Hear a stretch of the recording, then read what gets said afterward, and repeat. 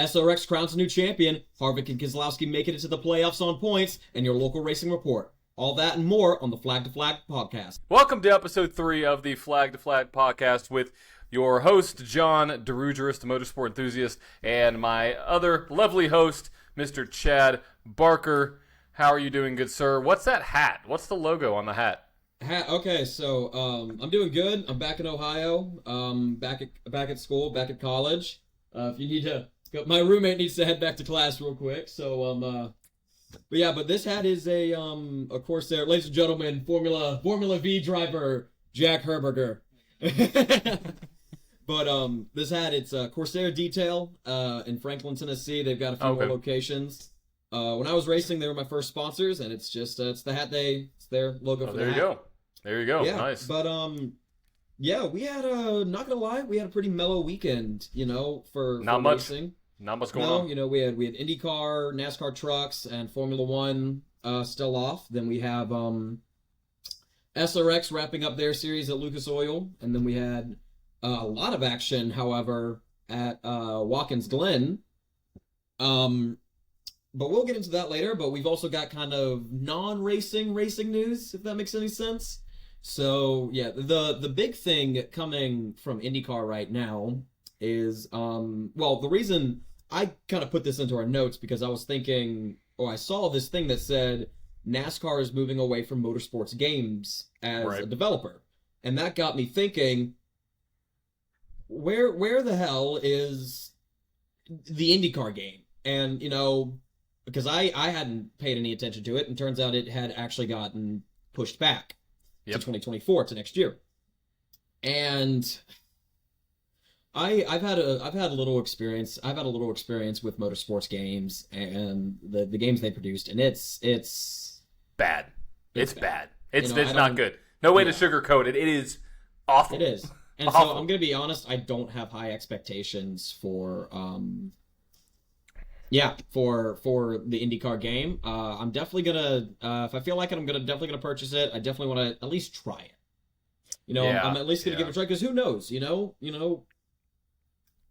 Yeah, I mean, it could be good. The one thing that I know about Motorsport Games is that they've always presented a good product. It looks good, but it just always seems to either bug out, or the experience of the game isn't good enough, or the online is just so bad. It's just, the presentation's always great. I mean, they do a good job of I think they laser scan the cars. I have to double check that, but I know they get their cars looking really, really realistic. But from a damage model, that was never there. From a physics perspective, it hasn't really been there. So hopefully, it looks good. I've seen some of the graphics and some of the detail work with what they've gone on with scans. It looks okay, but until I hear what you have to say about it, I'm not going to spend my money on a game that I may pick up, play once, and then never touch again. So, and I don't blame you. I was the exact same way with NASCAR 21 Ignition. I picked it up I think I bought it on Christmas.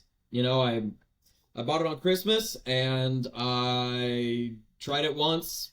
Haven't touched it since, it's just not an enjoyable game. Nope. NASCAR Ignition was an enjoyable game. The mechanics of the game were really hard. It was very twitchy. It was very weird, in my opinion.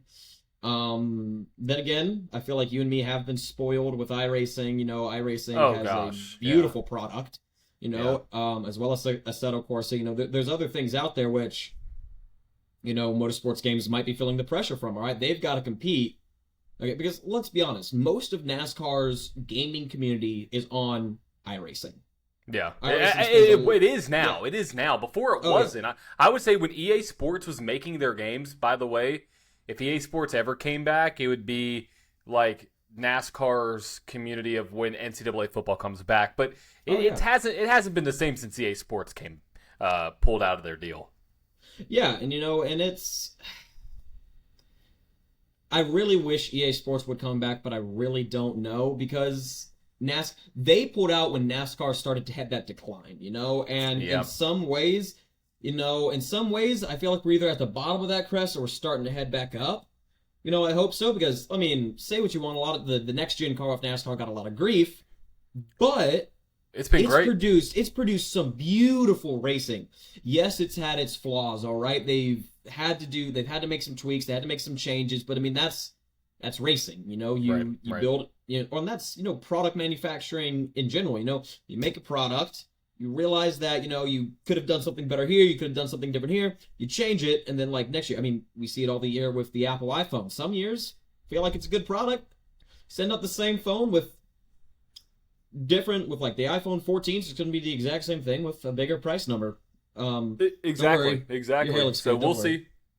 We'll see how the product shows up because I'm excited because they got a competition and the thing is really there's no motorsport game on console that is able to battle the largest one of the largest gaming franchises, which is Gran Turismo. I mean, with their movie coming out, you're going to see people flooding to that game. That game's been around for 20 plus years.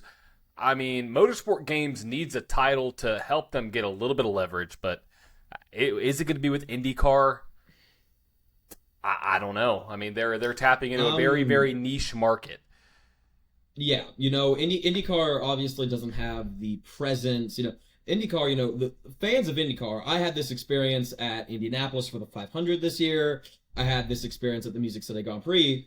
And it's the fans of IndyCar, they're very loyal to their drivers. They're very loyal to the sport because they also understand that it's a very niche community, okay? Mm-hmm. Compared to something like NASCAR, compared to something like Formula One, it is a much smaller crowd. And it's right. And that's, and there's a couple of different ways. You good? You're pretty, don't worry. I'm fixing my headphones, man. It was a little uncomfortable. Fixing my headphones. And thank you for calling me pretty. That boosts my confidence. You're welcome. All right. But yeah, I don't have high expectations. I might try it. If it's good, it's good. If it's not, it's not. I'm keeping my expectations low. I'm not getting them too high. But I'm keeping my expectations low because if I buy it and get disappointed, I won't be that disappointed, but if it lets me down, I won't be that. Or if I buy it and it's good, I'll feel great about it. Exactly. But honestly, I feel like there's no real motorsports game for Xbox. The big motorsports game is Forza. Right. For PlayStation, it's Gran Turismo, and for both, there's another game, F121.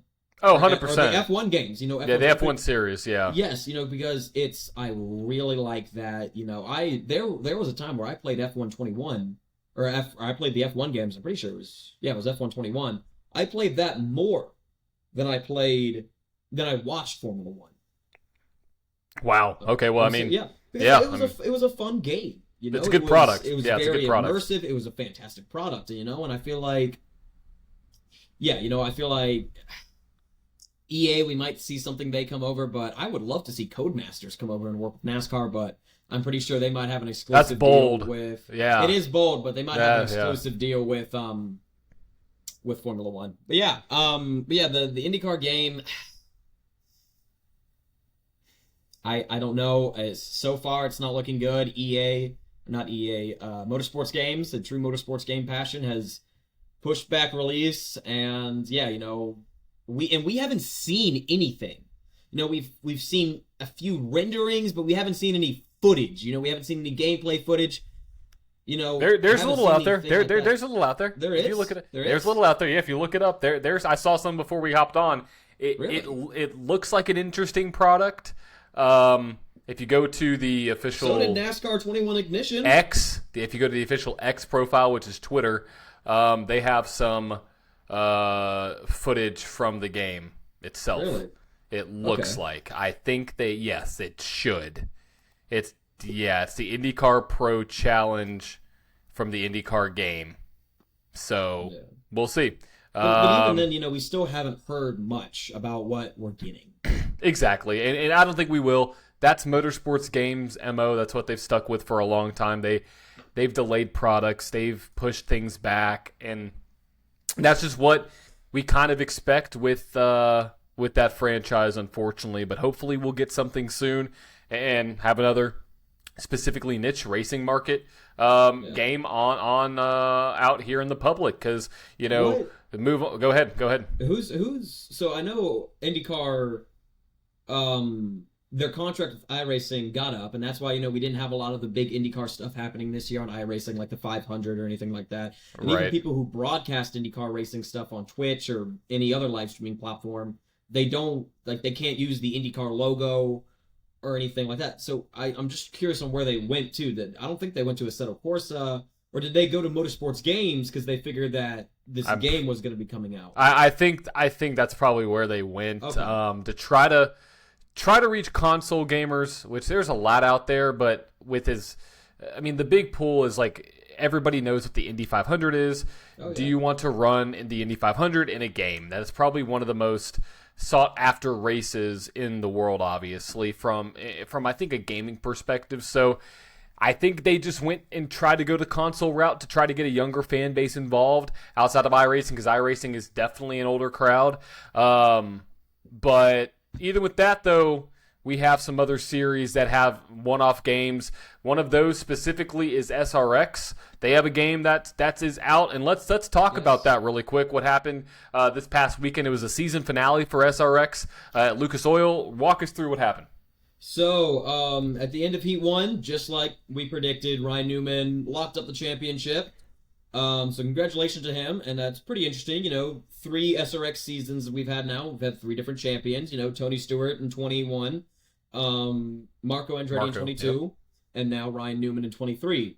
Jonathan Davenport, he turned a lot of heads at this event, because outside of the Bristol dirt race this year earlier in NASCAR, we hadn't seen much of him. He was more or less a local dirt track kind of guy, who probably had some big dirt track money, and probably helped him to get the SRX ride. You never really know. He could have been seen by Tony Stewart, but it was very fun to watch Jonathan Davenport. It was very interesting to see the way him race, and it was a great race, especially there at the very end. Clint Boyer almost had a shot at it. I was telling you, Clint Boyer could possibly get it done. You did say that. If Davenport, let's just say, if Davenport wasn't in the race, Boyer would have ran away with that one. I think Boyer was definitely the second fastest car, but like you said, Davenport, with his dirt experience, with his resume, I saw him as not a shoo-in to win, but if Boyer wasn't going to win, I thought Davenport could probably get it done. Yeah, and I agree. It could have been that way, but it honestly felt like Davenport. Obviously he has more. I don't know what kind of motorsports Clint Boyer's been doing, but I feel like he has more. Davenport has more recent dirt racing on the mind, so he's very fresh in that aspect, and that's probably what beat him. He probably got beat on. Clint Boyer probably just got beat because Davenport had the better car and he was the better driver that day. But yeah, let's look into the future. This episode we're gonna be looking into the future a lot.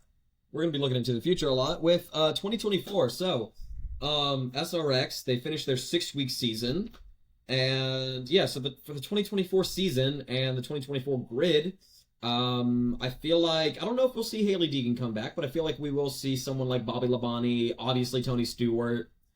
We'll see them come back. Paul Tracy.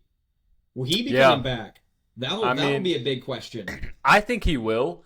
I think there's a lot of people who want to see him back at SRX. Oh, yeah. We do have the 2024 dates for the calendar, so it's going to be July 11th, 18th, and 25th, and August 1st, 8th, and 15th. All on ESPN, back with Thursday Night Thunder. And when we talk about driver lineup, will we see Castro Neves be, I think, almost full-time? I think he was full-time in the SRX series. I don't know, because he's moving from a... He's moving from a driver to an owner. Yeah. So I don't know if he may have more free time on his hand to do this kind of racing. I think we're going to see a wider variety of drivers, maybe even some older drivers that are interested in getting back on the dirt. We saw Kenny Wallace. He still races, obviously, but he raced in the Cup Series many years ago. We could see some ex-NASCAR drivers possibly make the lineup. I would love to see a Jimmy Johnson out there, see what he's able to do. I would love to see Dale Jr. join the field. I think that'd be a big draw, but I think we're going to see more ex-NASCAR drivers mixed with a little bit of a sprinkle of maybe some new ones, but nothing confirmed as of yet. All coming here in the future. So who do you think? Who's your, if you had to pick one guy to race in the SRX Series next year, whether a one-off or full-time, who would it be? Me. Well, obviously, I would love to be in the SRX Series because you have fixed setups. It's basically like an iRacing race. You have fixed setups, and you run. You have some heats. You win some, you lose some. It's all for bragging rights. It's all bragging rights. It is. Well, and some money. I would love some to, money. And I don't think he would do it, but I would love to see Jeff Gordon strap back in. I wasn't gonna say it because I didn't want to be a homer, but he obviously started. You're wearing the shirt. You can't see. Don't want to be a homer and wear the shirt. That's why I said Jimmy Johnson. Chill, but yes, I would love to see Gordon. He has Dale Jr. Dale Jr. would be a good one. Yeah, that name alone would sell out a racetrack. Oh my gosh. Yeah, I mean that would have probably the most watched SRX race in history, I would imagine, if they brought Dale Jr. in. So, but I would also like to see them branch out to other forms of motorsports as well, like they did with NHRA. How would you like to see John Force out there with them? That would be insane. That'd be wild. Or maybe a Formula One driver. The only people I can really see doing that is maybe Daniel Ricciardo. He's like the only one I can see who would want to do that, and plus, and it is during the summer break, a portion of the series is during the summer break. And so, it's not impossible. However, with someone like Elio Castroneves and Tony Kanaan, who were swapping places with the black car this year, yes, they're from Brazil, but, both their teams are based here in the United States. Exactly. And so they probably have houses here in the United States where, Daniel Ricciardo, his team, I'm pretty sure is based in England. I'm not 100% sure where AlphaTauri is based, but it would be a lot harder. And I don't know. Daniel Ricciardo is the only one I can see who would come over and do it. Yeah, because he has an interest. Yeah, maybe Fernando Alonso as kind of a fun runoff race. Maybe. Yeah, but going back to Paul Tracy, I feel like SRX needs to bring him back. Yeah, right. That he is Mr. Excitement in IndyCar, or not IndyCar, SRX. He is Mr. Excitement in SRX. Like, I remember when I went to the SRX race in Nashville. In 21, I was so excited to see him race, because I knew he was on his way to becoming racing's new bad guy. All right. And I'll tell you right now, he lived it up and he loved it, just like kind of like what we're seeing Denny Hamlin doing right now. Kyle Busch has gone to RCR. I've seen a lot less Kyle Busch hate since he's gone to RCR. Oh, 100%. And a lot more, negativity, I should say, going towards Denny Hamlin.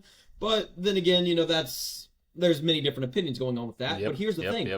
Both Paul Tracy, Kyle Busch did this as well, and I feel like Denny Hamlin is doing this as well. Kyle Busch was NASCAR's bad guy. In some ways, he still might kind of be, but he rode on that. He used that. Yep, he did. To build, to build some momentum. And I've met the man in real life on a number of occasions. Huntsville Quarter Midget Track for the Turkey Gobbler, Citrus County Speedway in Florida for Winter Nationals, and he is a nice person. There's a few things on track I might not agree with, some things he says in the heat of the moment that I don't agree with, but as a driver, I do respect him, and as a person, I respect him. But he's one of those guys where I feel like, if he gets a little hot under the collar, he'll say some stuff. But I feel like Denny Hamlin needs to ride that wave. Bingo. And not just Paul Tracy, SRX needs to ride that wave. Yep. All right? Because we've seen this in years past. Yes, this is for bragging rights. These guys are out here having fun, but they're treating this like it's a championship race. All right, we saw in 2021 Tony Stewart almost beat up Francis Jr. I forget his first name, but Ernie Francis Jr. He almost beat up. This is a fun. Listen, the series owner, owner was doing that, and that's when I knew that these guys were taking it just as seriously as they do in the Cup Series, in NHRA, in the IndyCar Series, in Indy Next, and it's very, very exciting to see that. So I feel like if they take Paul Tracy out, it's not going to hurt anything, but if they keep him in, it'll help. It can only help. It won't hurt. Yeah. But it'll help. Yeah, all right? I feel like if they don't, it won't do anything. But yeah. That's really what we got for SRX. Next year's schedule. Please. National Fairgrounds. Please. Fairgrounds. They should. I mean, with as much talk that there has been about the track and restoring it, I think it's a good place to showcase a race where it could prove that the track should stay around. So I would love to see it. That's my track that I hope they bring back, or hope bring back to the calendar. Yeah. Yeah, and that would be the perfect race for Dale Earnhardt Jr. to come to. Bingo. Because Dale Earnhardt Jr. has been a huge ambassador and a huge supporter for the National Fairgrounds Speedway. Bingo. And that would be a perfect race. It would get a lot of people there, and it was, I'm pretty sure they said it was the first sold out crowd since the last time NASCAR was there when they were there in 2001. And so it was insane, Obviously, you had the names like Bill Elliott, Chase Elliott, Tony Stewart, Haley Deegan. You had a few names helping them out as well. Another thing I really think they should do is bring back the local hero. Oh yeah, I remember. The person from the local show track. That was really cool. Now they might have stopped doing that for a number of different reasons, but I really want them to go to, and I guess this is more or less at the discretion of the track promoter. But the race before the SRX race, whoever finishes the highest in that race gets the open SRX seat. Yeah. They did that at Stafford in 2021. But at Nashville in 2021, they did a fan vote. And I voted for Dylan Feccio because I've known him since I started racing quarter midgets in 2016. I've known him since I was racing in I've known him all throughout my legend cars, and he's been super nice, super chill. I've been cheering on for him. And I wanted him to win it, but Cole Williams ended up getting it, and that made a lot of people upset because Dylan Feccio is from Nashville. Right. Cole Williams I'm pretty sure he's not even from Tennessee. I want to say he's from Georgia, but I'm not 100% sure. So that could bring back, because that would bring more of a local aspect to it. Oh, 100%. I still feel like we need more diversity in the calendar, however. Yeah. I was talking to our friend John. We know him as Gertie. Our short, bald, shoeless friend. We love you, Gertie. Well, what a weird description, but it matches him perfectly. That is perfectly him. But I was telling him, about what I thought the SRX schedule should be. 2 oval, 2 pavement oval, 2 dirt ovals, 2 road courses, and he said that still favors the oval track team people very well because most of those guys had their roots at dirt tracks, and now they're racing asphalt tracks. And so, it's still, the road course guys are still outnumbered 42. Yeah. And so I'm going to come up with something. I feel like, all right. I have a project for you for next episode. Come up with what you think would be the perfect SRX schedule. Okay. Got it. Next year. I've got a few ideas. Some, I don't even know if they would work, but yeah. We could do that. Yeah. But since SRX is over, we need something to fill this segment. So, this is where you guys, the viewers, come in. Email flagtoflag10@gmail.com with a suggestion on what you want this segment to be filled by.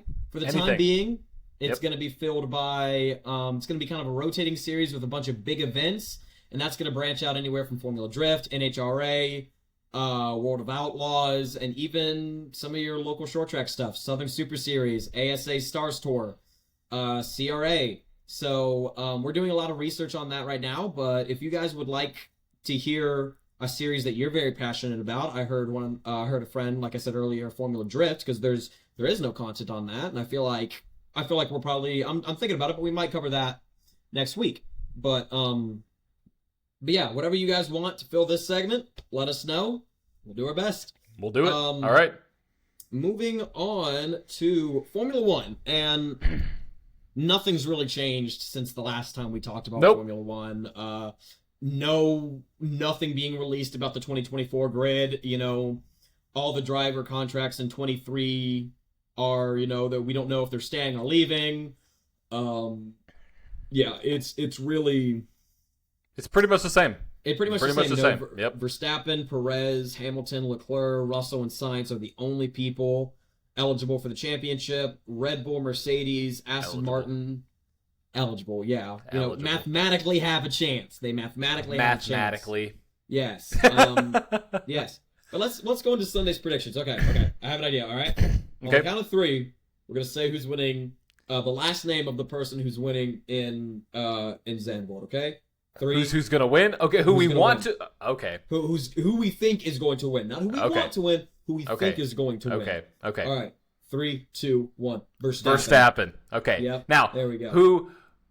Let's say this. Who is the fights on for second and third?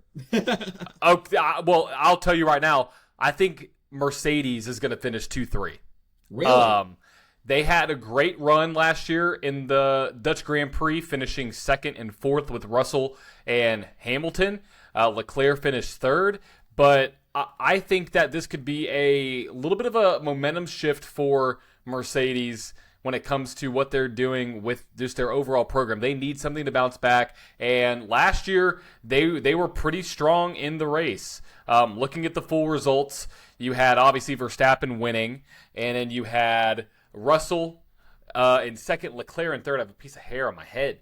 I don't know what's going on. I see it in my peripheral. Leclerc in 3rd, Hamilton in 4th, and Perez in 5th. So Norris finished in 7th.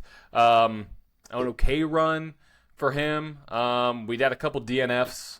But I think this could be a good weekend for Mercedes with both drivers coming off the summer break. So if I had to have an upset pick, I would throw those guys in. And maybe a sprinkle of Ferrari. They may have something going with, I would guess, Leclerc. But if I had to pick the winner, obviously it would be Verstappen. But I would expect something out of Mercedes. I mean, just something to leap them ahead of all the other manufacturers and finish 2-3. So that's my prediction. It's going to be Verstappen, Hamilton, Russell. Those are my top 3. That's a podium. Okay.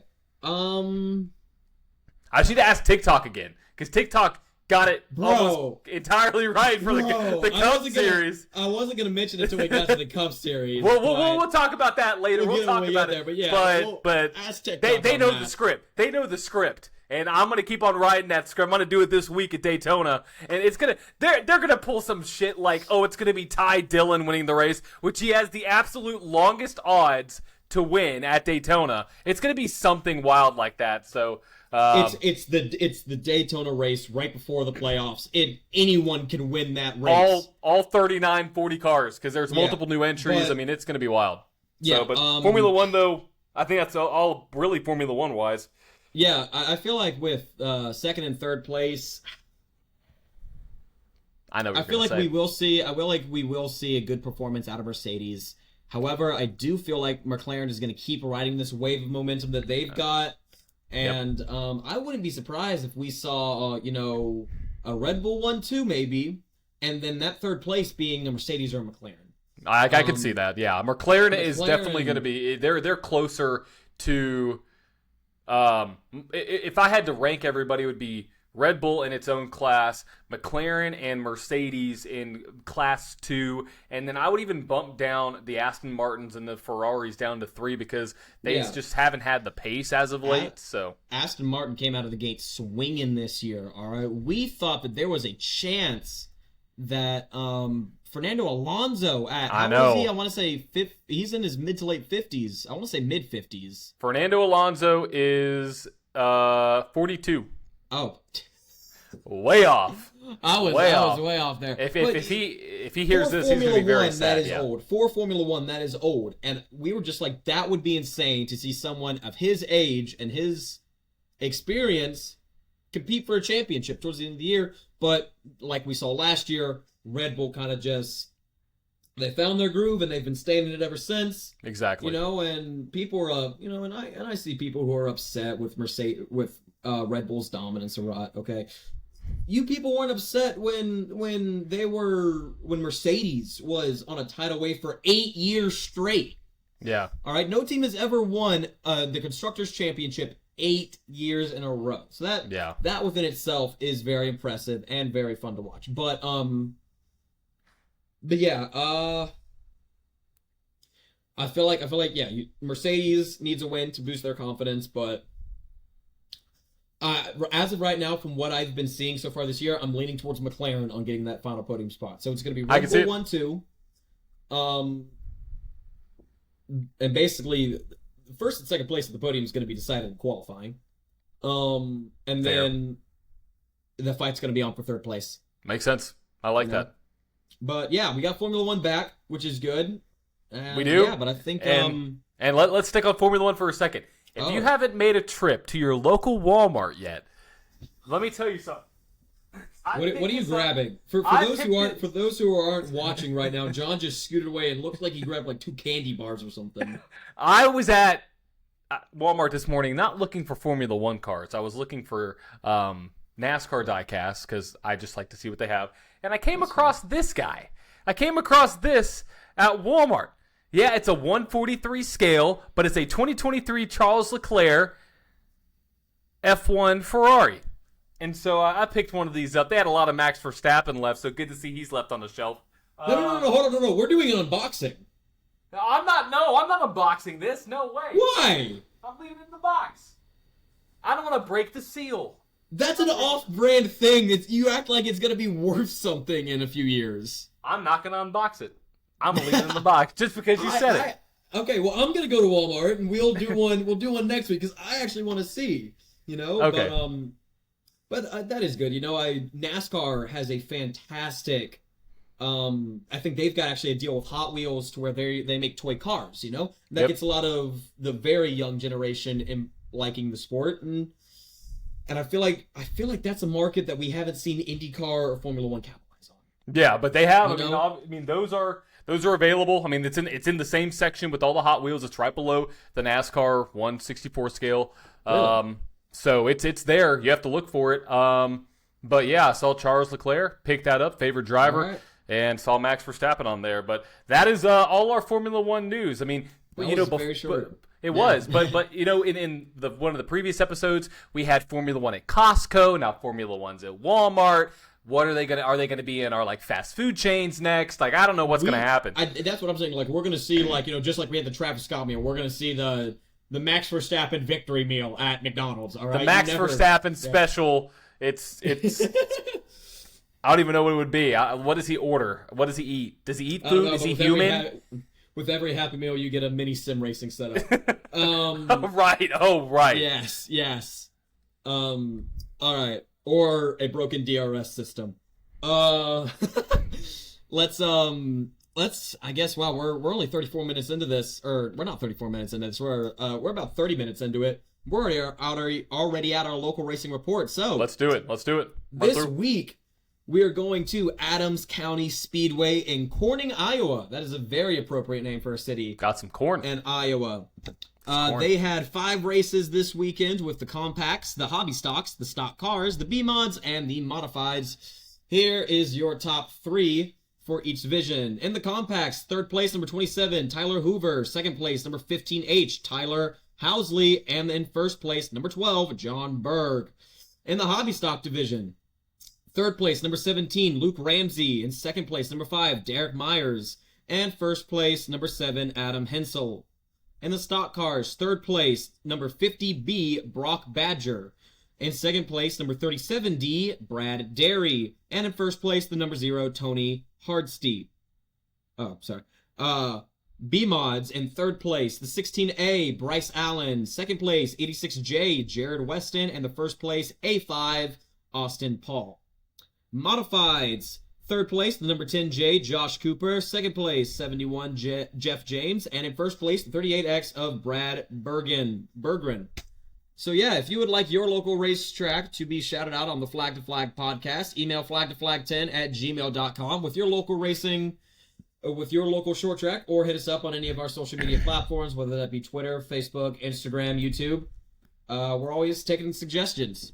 We are. So let's move on to our last segment. Wow. Okay. Yeah, seems like we're getting through this quick. Yeah. We'll draw this out a little bit. How about that? Just a little bit. Oh, well, we got to talk about who won. We obviously got to talk about who won. I cannot go out of this episode without talking about who won the race. I knew we would. Okay, before we get started with NASCAR, let's talk about what happened earlier in the race with TikTok. All right. I just want to read to everyone the text I got as soon as the NASCAR race was over from John. I won't say this word for word, but you'll get the idea. Here we go. Where is it? Let me see here. I was driving back to Ohio from Tennessee. I got this text message, and in all caps, I can tell the future. He sends me the TikTok from the Motorsports Enthusiast of him predicting the top 3. He got the winner right, but second and third place were flip-flopped. But that's still pretty... But that's still I got the crazy. top 3. I got the top 3, and I was like... The thing is, if you watch the video, my reaction when I saw William Byron, I was like, oh, okay. We'll have him win. And then I saw, Christopher Bell and said, I'm like, okay, there you go. Denny Hamlin makes sense. But yeah, I mean, I just pulled up the NASCAR driver filter and was like, okay, I'm just going to shoot this one take. Let's see what happens. And no, I didn't shoot like 55 different takes just to get William Byron to win. I'm not First take. It was the first take. And I was like, all right, there's one. I'll do it on the Flag to Flag podcast. I'll make a clip of me doing it. Yeah, we both got to do it. And it literally, I mean, I saw it and I was like, wait a second. I feel like I've seen this before. And I looked back and there it was. William Byron won. And it had Bell and Hamlin flip-flops. It looks a little... I can tell the future. So that made my day. I was in the car bored most of the day, so that made my day. But let's look at what we got. So the NASCAR Youth Series once again made an appearance at Watkins Glen following the NASCAR schedule, and here they are from most wins to least wins throughout the weekend. Lincoln Smith picked up three wins on the weekend. Jax Whitner picked up 2 wins, as well as Case James picking up 2 wins. Gavin Gardner picking up 2 wins. Zeke Berganti picked up a win. Brody Gihalina picked up a win, and Keegan Weiss picked up a win. Yeah, I don't know. I don't know. I'll let you suffer that one. I'm not going to help you out at all, but I'm sorry, Brody, for the mispronunciation. Bro, yeah, and I'm sorry, but look, Brody, I'm going to be at Charlotte. Tell me your name. But, Trucks had an off weekend after their first round of the playoffs. They go to the Milwaukee Mile. Ooh, that's a good one. A mile-long flat track. Yeah. And Milwaukee, Wisconsin. Fun fact, that is the oldest still operating racetrack in the United States. Oh, interesting. Do you want to know what the second oldest operating racetrack in the United States is? Is it Nashville? Nashville Fairgrounds Speedway. Bingo. Called it. Nashville Fairgrounds been there since 1904. It's got Indianapolis beat by 5 years. And I'm not 100% sure when Milwaukee opened up, but yeah, every time before I say 1904, sure, yeah. Before 1904, yeah. Xfinity, Stage 1 and Stage 2, Ty Gibbs took. But the winner was Sam Mayer, picking up his second career win, as well as his second season. What a wild finish. Yeah, that was an interesting finish. I saw highlights of it there at the very end, and I was like, and booted him right out of the way. I mean, most people in road course racing don't really like that, but it's what it is. That's it is what NASCAR. It is, exactly. That's what NASCAR's been built off of. NASCAR's been built off that rubbing is racing. They've got bumpers, so they're gonna use the bumpers. All right, exactly. That's how it works. But going into NASCAR, I'm pretty sure it was close to, if not the shortest race in NASCAR history. It was the shortest race in NASCAR history. Yeah, it was. And I want to say it was like an hour and 21 minutes, maybe? No, it was longer than that. Oh. I want to say it was. Longer than that. I'll give you the official timestamp. Yeah.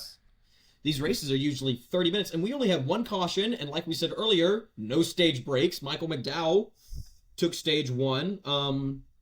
We had Hamlin and Byron starting on pole at the start of the race. Suarez spins, exiting the bus stop on lap 5. And that's definitely something he didn't want to happen, and a caution didn't come out, which he really could have needed, And it's weird. With some races, it feels like NASCAR is just so trigger happy with the caution, but with the yellow lights button, and it feels like other races they can't find the button. Well, the thing is, road courses, they're trying to treat it as an actual road course. They don't want to have full course yellows unless there's a car that got stuck, which is what we have seen in the past. So yeah they're going to be pretty, relaxed with it. Pause. I have to pee so bad. You better make a clip of this to put on the Instagram. You better make a clip of this. I've been like, I could hold it for a little bit, but no, this is too much, man. It's too much. All right, we'll be right back. Oh my Lord. Okay, we are back here. You didn't wash your hands. What do you mean I didn't wash my hands? I don't know. I'm being weird. You can't hear me. So are we going to run this? Or is this going to be part of the podcast? Yes. That little break, we'll cut it, but that is 100% staying in. That is too good. All right. I'm back from my pee break here on the Flag to Flag podcast. So what were we talking about? Michael McDowell spinning or having some issues on pit road. Could have used a stage win, which he won stage 1, didn't he?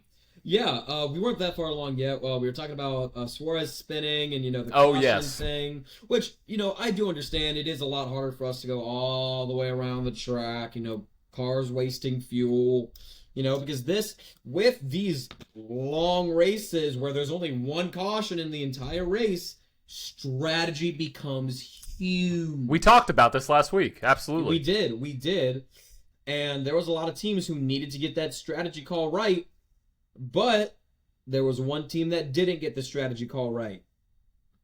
That being Chase Elliott. The driver who needed to win. The driver who needed to win had his best possible chance of winning at this race. All right? We have not seen Chase Elliott perform well at a super speedway. All right? Neither have we really seen Alex Bowman. And we've only got one playoff spot left. After Watkins Glen, Harvick and Keselowski are locked in on points, which is really good to see, which makes it really exciting, which means we have 20-ish drivers going to be fighting for that one spot in the playoffs. At Daytona. At Daytona. This is just one of the 2 wild card races of the year. And it's going to be insane. At Daytona, it produces fantastic racing every single event. And I had a friend back when I worked at my job in downtown Nashville, and he got into sports betting and all that kind of stuff. And he decided he wanted to start betting on NASCAR, and he bet on the Talladega race. And I said, and he's calling me with he called me with 3 laps to go in the race. And he said, hey, the guy I'm betting on is leading the race. I said, take your bet off of him. Take your bet off. He goes, why? He goes, this is a super speedway race. If you're leading on that last lap, you're not going to be leading. There's a good chance you're not going to be leading when you come back around unless they all pile it up and turn on the backstretch of turn 1 and 2. Bingo. All right? And we love a good race back to the line. But it is going to be interesting. It's going to be, I would say, who is our pick? Do we want to go with an underdog? Do we want to go with a Corey LaJoie? Do we want to go with a Ty Dillon? Do we want to go with an Austin Dillon? All right. Maybe I think Corey LaJoie or Justin Haley. I put my bets on those 2 drivers at every super speedway style track. They haven't produced, but they've been right there. I think this could be the race where Corey LaJoie is like, screw it. I'm going to the front. I don't care. We've seen Justin Haley go to the front in these kind of races. They need a win to make it in. And I think Justin Haley or Corey LaJoie could win. Now, could another driver win? Of course. I mean, you're looking at Bubba Wallace. Bubba Wallace has been decent on super speedways, he does have that one win. It was a rain-shortened win. I'm not going to give him full credit for that because it's not a full race. I'll give credit for him for the Kansas win. Totally different subject. Yeah. He's still good at super speedways. He's going to be up there battling with it. I think he's going to want to stay out front and be out front as long as possible to get as many points. But I think it's going to be very hectic. I think we may see one of the biggest wrecks in NASCAR happen this upcoming Saturday really? night. I mean, it's a super speedway, so there's always the possibility of the big one. But with Bubba Wallace, I feel like we haven't been able to see him seal the deal. Once it gets down to that last run, after the last pit stops, where they're really duking it out, we always see something happen with Bubba. Yeah, exactly. And it is rough to see that. I feel like last year, Bubba, his team was in the playoffs. However, he himself was not in the playoffs.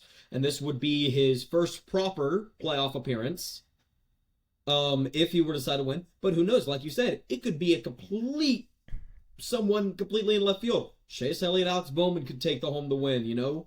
Well, no, Bubba Wallace was in the playoffs last year. He won last year. He won at Kansas. Did? Yeah. He did? Oh, then what was I thinking about when he was running the 45? Hold on. I got to fact check this really because I know he won a race last year. Last year, I know Kurt Busch won a race last year. Kurt Busch, I think, was Kansas. No, he had one win last year in 2022. That is interesting, but I mean, they probably put him in the 45 car. I don't know, a number of different reasons, but yeah, going back to what I've been saying, it's very much, I don't know, it's a complete wildcard. It's one of those races where you don't know. All right, I mean, we could look here and we can go through every stat. We can build a computer program and then narrow it down to the mathematical, the statistical, the driver who is not most likely to most likely win. It's not going to matter. It's not going to matter. All right, you can do all that stuff. All of it's out the window when that green flag flies. Yeah, exactly. And so it's gonna be. I'm super excited to watch it. It's gonna be a fantastic race. I don't know what I'm gonna do Thursday night. I'm gonna be sitting here twiddling my thumbs. Probably ain't got no SRX racing. But you can get on iRacing. Not iRacing. Well, you know, I'm not even getting into that. My iRacing setup's broken, but that's sad. That's sad. But yeah, yeah, and Daytona is gonna be nothing short of insane. You wanted to talk about it, so let's go ahead and talk about it. The winner of the race. Good. I can see the smile on your face. Go ahead. I'll let you take the rein on this. Very easy win for William Byron there. Just not, dominating like the entire race basically. Starting in second, staying up front the entire time, beating out Denny Hamlin, one of the most impressive road course racers there are. No shame there. No. That's his first road course win. Yeah, it was. And all bias aside, it was impressive for that team because they haven't been able to seal the deal at road courses. He's been pretty bad at road courses. This is the first race where it was not. I'm willing to bet that besides super speedways, beside road courses, every week that's, like I said, not a super speedway and not a road course, William Byron is a threat to win. I would agree. A big part of that is because they have arguably one of the best, if not the best, pit. Their pit crew is incredible right now. They have with the way that they have Rudy Fugle running the strategy point there as the crew chief, with the pure speed, then the positions gained on pit road, they're a threat, like you said, almost every week. And so with this win at Watkins Glen, this is like, okay, well, now is the 24 starting to become a threat at road courses because, he's been up front. He can be up front at super speedways, but 1.5 miles, short tracks. He's won at Martinsville. He's won in Atlanta. He's won kind of all across the board. So with throwing a road course win in, does that mean he's going to have a strong run at the Roval? That's a good possibility. I mean, he's won at a lot of different places, and the playoffs, it seems like there's a race where he could win at least one of them in every round. So is he the playoff favorite? I mean, with 5 wins, it's hard to say no. I'm taking all bias out of it, but he has 2 more wins than anybody else. He's typically terrible during the summer. He's been able to overcome that a little bit with this win. But I think he's, if not the favorite or the second favorite to win the championship right behind Martin Truex Jr., he is the absolute favorite to win just because of what he's done this season. So it was a good run. I was very excited. Yeah. And numbers don't lie. He is the favorite to win. But once again, we have a few of those wild card races in there. Roval always throws a big mix into the wrench because you have to combine both that road course racing and intermediate oval track experience. Exactly. Talladega is always a big wrench into the mix. Bristol, what was it? Darlington. Darlington's always big. What was the other? Martinsville. So the playoffs is always good. It offers good competition, except for Texas. And I really do like it. Let me think here. I would say he is the favorite to win the playoff. He's got the most wins, and I feel like you said, there's a chance he could win at every single track. He won earlier this year at Phoenix. He's won at Martinsville. He's won at Darlington. He won at Atlanta. So you're knocking 4 different tracks. And if you include a road course, that's all the style of tracks you got. You got a short track. Intermediate. You got the super speedway of Atlanta, technically. Yeah. I guess Darlington's a little bit of the wild card one because it's not a mile and a half. True mile and a half. So let's look at the underdog going into the playoffs. Michael McDowell and Chris Buescher. RFK will win at Bristol. Let me just say that if it's going to be with Brad K, if it's going to be with Chris Buescher, I think Brad K could win at Bristol. I'm just going to say that RFK has a great shot this playoff run because they're going to be strong at super speedways. So you have Talladega in there. They're going to be strong at short tracks. So you have Bristol in there. Is there another short track? Is Martinsville on the schedule on the playoffs? Martinsville is on the schedule. Yeah. No, we've already been to Richmond twice. We have. Yep, we've been to Richmond twice. So yeah, it is very, very interesting to see how that's going.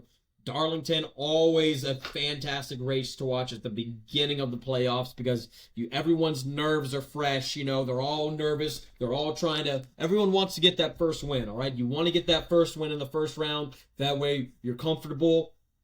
And look, because if you win that first round, if you win the first race of the 3 races in that round of the playoffs, you're not worried about the next 2 races. Exactly. You're already focusing to the round of 12 and the first race there. Bingo. That's what you're focused on. Bingo. And it's, and if you're in that middle race, all right, if you win that second race, you're not worried about next week. You need, but if you're in a position to have to win that 3rd race, and then if you win that 3rd race, you automatically, all right, we sucked last round, put us in a must-win situation to win in the third race of the first round. Let's go ahead and seal the deal early on here in the round of 12. Right, exactly. So, yeah, it looks really good for Byron because he has a win at Darlington. That's race number 1. He has a win at Las Vegas. That's race number 7, and a win at Martinsville. That's race number 9. Before going to Phoenix for the championship, and could win there. I mean, he's won at 4 out of the 9 playoff tracks. He has. It's wild. Yeah, let's talk about who do we think is going to fill that last playoff spot. I mean, I think we did talk about that, and I think we said it's going to be a wild card. What if we get a repeat winner? Denny Hamlin, he's a threat at Daytona. Someone's going to spin him out. He's not going to win Daytona. Do you think everybody wants to see Denny Hamlin win at Daytona? No, nobody does. Maybe Bubba Wallace. If it's a good race, yeah, and Denny Hamlin ends up winning, I'll be fine with that. All right. Yeah, I think so. Plus, it'll throw a wild card into who's going to be that last seat in the playoffs. But let's talk about some stuff. I am so mad. I forgot to mention this last week. I had written it down to mention it. I didn't even mention it. The Indy tire test at Indianapolis. So we had the race on Sunday, 2 Sundays ago at Indianapolis Motor Speedway on the road course. The very next day, Chase Briscoe, as well as other drivers, stayed in Indianapolis to take it on to do a tire test on the 2.5 mile rectangle track, and it was oval track, and that makes me so excited because it's one of those big crown jewel events. All right, we have the Daytona 500, we have the Southern 500, we have the Brickyard 400. You know, those are big name at Coca-Cola 600. Those are big name events. Those are the big races you want to win. All right, in NASCAR, right? And it just, they took away the road course. They took away the 400 to try and get some, you know, more people, diversity. Mix it up, diversity. Mix it up a little bit, and it just hasn't done it.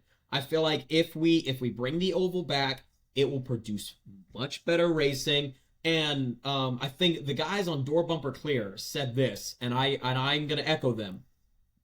Please, please, please, do not have 2 road courses back to back next year. Do not. All right. Yeah. I would rather us have the exact same schedule we have this year, and the only thing change be the Indy road course swapped to the Indy to the oval. Yeah. And if that's the schedule for next year, I would be more than happy. Oh my gosh, right? Yeah. And it is very interesting to see how that play off. Obviously, if they did a tire test on the oval, they have to be thinking about it. Well, I think they are, because if you look at the tickets, it says something about it says the Brickyard, but obviously that's the name of the track, that's the nickname. But they're not really happens. Yeah, at Indianapolis is called the Brickyard. When I raced at Indy in the quarter midgets, we didn't even race on the actual 2.5 mile circuit. We raced in the parking lot, and they called it the Battle at the Brickyard because you understand what that means, all right? Exactly. You understand, but continue. So I think they could bring it back. I think they could bring it back. I think with the resurgence of the series, I think they can. So I hope they do. I hope they do. Yeah. I feel like not just fans, but I feel like drivers, teams, and even people at NASCAR want to see what this car can do on the oval. Bingo. At Indianapolis, because it is very much, it is leaning more towards a road racing style car. It's more road course friendly. It is, with the independent rear suspension. I mean, with all those different parts. The sequential gearbox, the rack and pinion steering. It is very much more road course friendly. And, you know, lo and behold, we see the next gen car get released. We have a few more road courses added onto the schedule. Makes sense. No really big surprise there. Let's see. What else do I have? I think we only have a few more things. Netflix. Yes. Netflix. NASCAR's going to Drive to Survive. I'm very nervous about this because this could make NASCAR have a similar effect that it did with Formula One. This could either be really good or really bad. Or it could go the complete opposite direction and be a waste of money. We'll never have another NASCAR season ever. No, I'm joking. It won't be that bad. It's going to be a 5-series episode with 45 minutes apiece. Dale Earnhardt Jr. is among the list of executive producers. Ben Kennedy, Tim Clark, Matt Summers alongside there. And it's going to be interesting to see how this is produced because it is going to be Netflix. They have got into the sport a little bit with Ray, before, but I think this is going to be their first time creating something that people want to watch, that is around the personalities, that is around the drivers, that is around everything outside of the racing, because that's what people are going to attach to. And that's one thing that I actually have talked about quite a bit on my social channels is when you hear NASCAR, you have this stereotypical picture in your head, but nobody really knows the drivers that well. Where if you look at Formula One, people are following specific drivers because of the driver, because of things they do off the track, because of things they've said or done in Drive to Survive. That's where this new audience is coming in. I think this is a good opportunity for NASCAR to leverage the production capacity that Netflix has and create personalities that people actually want to engage with and follow outside of what they do for a living, technically. So I think it's a great thing, but it could go south very quick if this is not done the right way. But I have confidence in Netflix that they'll produce something good. Yeah, and like I said, like we both just kind of said, it could go really good or it could go really bad. It could really go either way. If it goes good and it gets the same reaction that Drive to Survive for Formula One got, that could be a little bit different because when Drive to Survive came out, there became 3 types of Formula One fans. All right, You had people like me. I'm a fan of all forms of racing. I love all forms of motorsports. I just love racing. I've loved it since I was 3. I'm a huge racing fan. I'm at college right now for high performance motorsports to get involved in the offshoot. Now you have people I don't want to say like you, because I feel like you've kind of distanced yourself, but how did you get into Formula One? I was aware of it and I kept up with it a little bit before Drive to Survive. But this is all I did. I watched one Drive to Survive episode. I noticed the racing, and then I dove into the racing. I didn't dive into the whole watching the whole series, then getting into the sport. I tuned in because I saw the racing that was going on at the track, and I was like, oh, that's pretty cool, actually. Let me actually dive into this more. I personally have very strong opinions about Drive to Survive. And because I feel like it does one thing really well and it does one thing really bad. It shows that, Formula One is looked at as, the fancy form of motorsports, all right? Yep. These guys are sipping tea with their pinkies up. Bingo. It's that. But then you watch Drive to Survive and you see a lot of the guys, even Lewis Hamilton, who is noted to be one of the most respectable and eloquent drivers in the series. You see him, it just shows he's just like me and my buddies when we go out go-karting, or me and my buddies at, the local short track, duking it out. These guys are purebred racers, all right? And I feel like it shows that very well. It shows who they are. They're not just drivers. They are people. They have everyday lives. They do show. However, they show another thing, in my opinion, very, very poorly. All right? And I have a buddy who I went to high school with, and he said that he likes watching Formula One, and I jokingly said I don't want to watch a race that only you only see 2 passes the entire race, and I jokingly say that all the time. I understand that there's a lot more. I admire the technology of Formula One. I love speed. So I admire that. But he said he watches it for the drama. I'm like, there's drama in Drive to Survive. There's no drama in Formula One. They create their own drama. Lando Norris said it himself after last year. They took clips of him out of context. Yep. That made it sound like he was insulting Daniel Ricciardo. Yeah, exactly. I think we talked about this before. I don't know if it was maybe me or you and maybe somebody else, but you're exactly right. Yes. And that's the thing that I hope they don't do. Or they at least understand portray it. You have to make a show. You have to make it entertaining, but don't make it authentic to the situation. Don't artificially create this, because when you have Lando Norris coming out and basically saying Facebook, I saw Facebook pop up on my screen, saying Netflix, you did not portray this the right way, and you have a driver, probably one of the most popular, obviously one of the most popular drivers on the grid, say that, your credibility for the people who care will fall off. But the people who don't care, which there's a lot of people who just want to see the drama and want to see the fancy lifestyle and want to see this and that, go ahead, watch it. But that's one thing they do very poorly, is they artificially create the drama, which I don't like, because it's not a real story. Yeah, in 2021, they didn't have to artificially make the drama.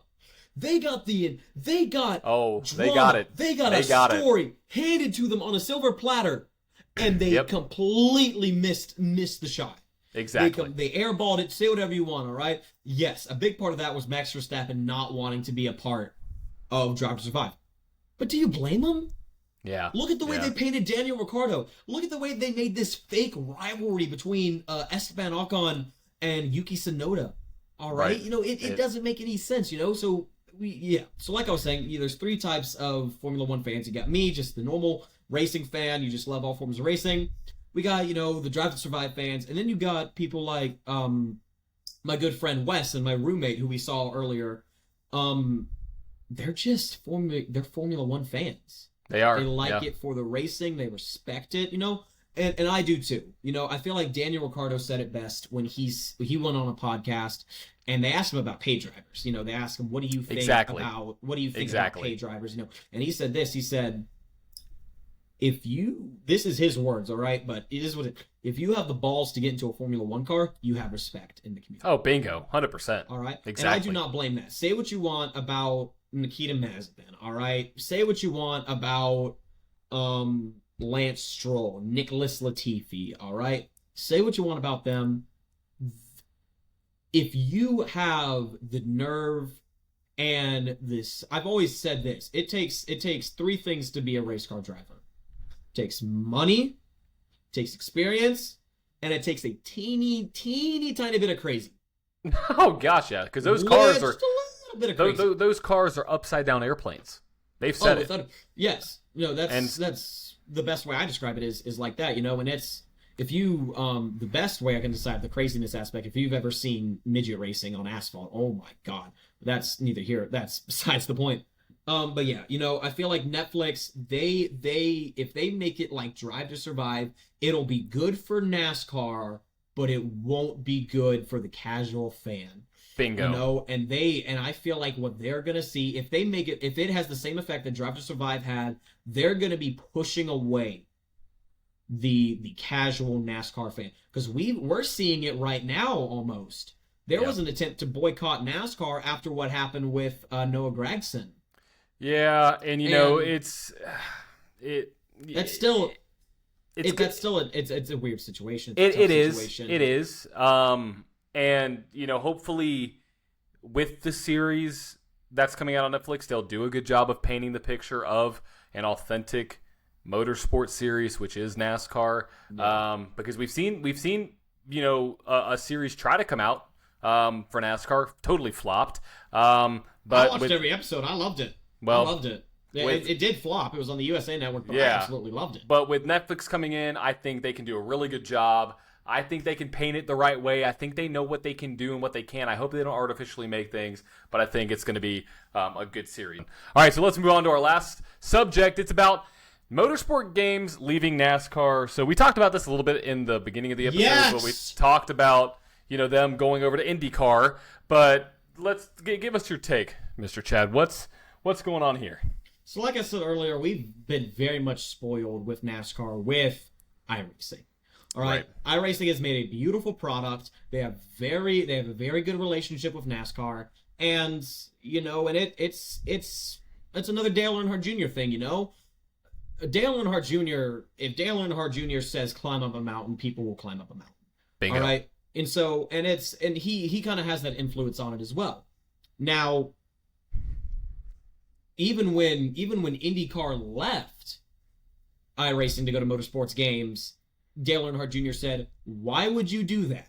You know, Dale Earnhardt Jr., another reason he's very loved is because he's like us. He's unfiltered. He's unbiased. He's vocal. He'll say what's on top of his head. He doesn't really care. Yeah. And he's just like, why are you leaving something that has a fantastic community such as iRacing and going to a company that has a bit of an iffy outlook, or the way people look at it is really iffy, you know? Yeah. I bought NASCAR 21 Ignition. I did one race on there, haven't played it since. There you go. Yeah, right? It just wasn't a good product, and it wasn't. It was, the mechanics are weird. It's very twitchy. You know, the gas pedal, I mean, it was very sensitive where it shouldn't have been sensitive. It wasn't sensitive where it needed to be sensitive. It was very hard to control, you know, and there's a lot of people who loved it, you know, and those are the people who, you know, I understand that, you know, a lot of people look at the glass half empty. I like to look at the glass half full, you know, but this one, I personally couldn't see an upside to it. Unless you're into arcade-style games, which that's like the only thing I could say. If you're like a half simulation, half arcade style, but it almost wasn't. It was weird. It was weird. Yeah. That's all I got to say. It was a weird game. You know, and I feel like we're seeing a bit of that with the F1 games. It's starting to become more of a game rather than a simulation, you know, and then we have iRacing, which is a full-blown simulation, all right?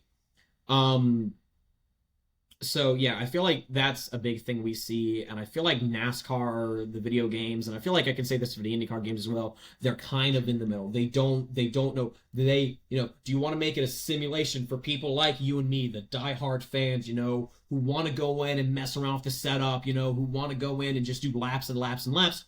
Or do they want to lean more towards the Formula One for the more casual fan who, you know, they want to play a game? Exactly. When I first got iRacing, it was very difficult because I would actually have to find time to be on the game. Because if you're going to be on iRacing, you're going to be on it for a few hours. Yeah, you got to practice too. Yeah, you know, but if I only had like 30 minutes to myself and I wanted to do, you know, I'd load up Forza or a NASCAR or a console game. You know, I'd load up a console game and play on that. You know, because you can do like 5-lap races there. Doesn't cost you any money either. I feel like iRacing does take advantage with how much they charge people. I really wish they had a reward system, but I don't run a simulation company, so they do. For the series, if you run in enough races in a particular series, you get credit. You can upgrade to another series. Well, no, you get credit. You can't even run. You do? If you run enough weeks in a particular series, like the officials, you get credits. I stopped racing NASCAR official races a long time ago. This is not even NASCAR official. This is all official. Not all official, yeah. I mean, I just stopped racing official. Officials? Well, that's the only way to do it then. Yeah. Okay, well, that's right. I didn't know about that, but yeah.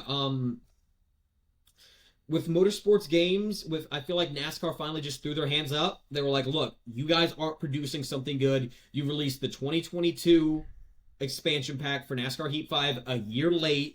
All right, and from what I've heard, there are multiple developers working on a NASCAR game. Either they're all working on a prototype that they're each going to present to NASCAR, NASCAR will choose both, or NASCAR said all of y'all work together to make one good game, which is not uncommon. We see that all the time in video games. Yep. And so, yeah, I feel like that is very much yes, I feel like that is something that's going to be very interesting. I am nervous because every NASCAR game has either been hit or miss. Yeah, right? It's either a big success, like we saw with some of the early. It's even with all the EA Sports but net, games, or you're on the other side of the court. 100%. You can't even get a shot off because your product just sucks. So I think it's a good thing. Just cut ties. I mean, fresh eyes, fresh minds going in there. And probably better tech. I mean, there's probably more companies out there that would love to develop a game like that NASCAR would use and leverage for that casual fan that they can target some of the younger fans, people who have consoles, people who can't afford iRacing, because iRacing is not cheap. And I think that's where it's a good thing that Motorsport Games and NASCAR parted ways. And I feel like we're seeing a bit of that with the IndyCar game as well. Yes, it's getting pushed back. Yes, a lot of people are frustrated. But who knows? Motorsports game might be looking like, hey, we just got dropped by NASCAR. A lot of people don't like the games we've been producing. They're probably saying, let's take our time with this IndyCar game to make sure it's good, to make sure it's user-friendly. So that's why we're seeing, but then again, from a business standpoint, that's not good at all. But you had a choice, and that might be the direction. I don't know that much about business, so I can't really say anything. But I don't. But it's a weird business move because IndyCar is much smaller than NASCAR. Now, if they produce a better product, maybe. But business-wise, a good IndyCar game could very much help the popularity for IndyCar.